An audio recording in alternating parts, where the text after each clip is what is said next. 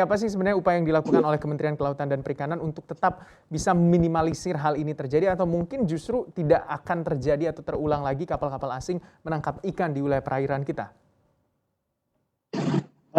Sekarang ini tentu kita sudah berkoordinasi dengan TNI Angkatan Laut, dengan Bakamla, dengan Airut, dan kemudian kita sendiri juga sudah punya namanya Direktorat Jenderal Pengawasan Sumber Daya Kelautan yang sampai dengan bulan Juni ini sudah 100 lebih kapal asing kita tangkap di perbatasan, ya, terutama di Laut Cina Selatan.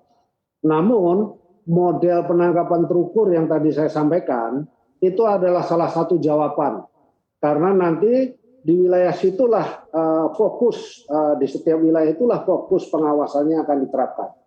Dan kami sudah juga memiliki satu teknologi yang bisa memonitor secara langsung pergerakan di seluruh sudut wilayah perairan Republik Indonesia yang sekarang ini sedang kita lakukan perbaikan dan uji coba.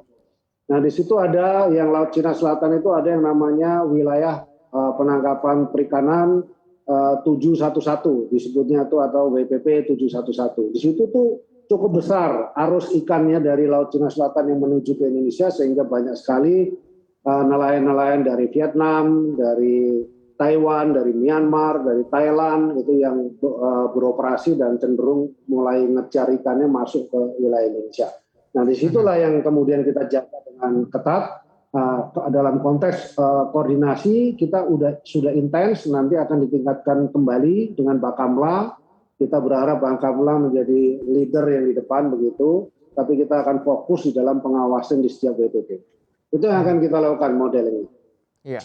Pak Sakti melihat bahwa negara Indonesia atau Indonesia yang sebagai negara maritim tentunya ada berbagai tantangan untuk bisa mengelola sumber daya kelautan dan juga perikanan di Indonesia. Tantangan seperti apa sih sebenarnya Pak yang dihadapi oleh Kementerian Kelautan dan Perikanan, dan mungkin juga closing statement dari Bapak terkait bagaimana juga laut sebagai masa depan Indonesia dan juga optimisme dari sektor kelautan dan perikanan bisa memberikan sumbangsi bagi pertumbuhan ekonomi ataupun devisa negara kita, Pak. Baik, jadi sebetulnya kalau kita bicara kelautan, ikan itu hanya menjadi bagian dari satu komoditi biota kelautan. Sebetulnya kelautan itu sendiri sangat luas isinya di dalam, dan ini menjadi sebuah tantangan tersendiri, dan itu tentu sudah menjadi bagian dari program Kementerian Kelautan Perikanan. Di antaranya adalah apabila laut itu tidak sehat, maka kehidupan manusia bukan hanya Indonesia itu juga akan terganggu.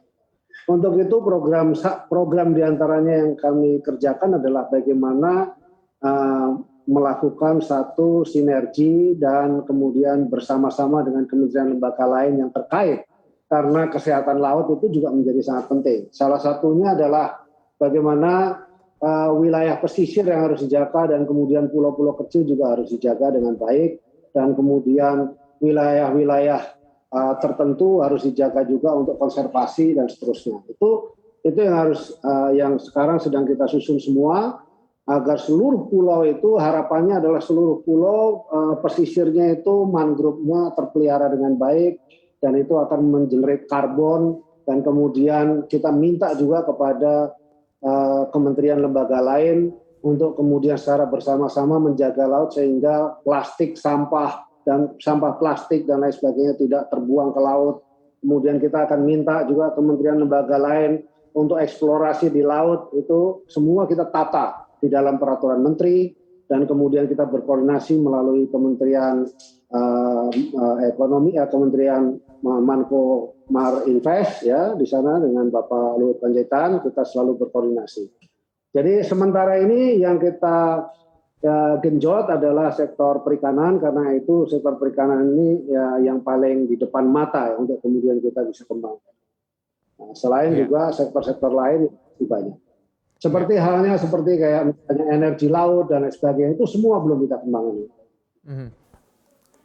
Untuk informasi lebih lengkap dan berita terkait, klik link deskripsi. Dan jangan lupa juga untuk download aplikasi CNBC Indonesia yang tersedia di Play Store dan juga App Store. Jangan lupa subscribe ya.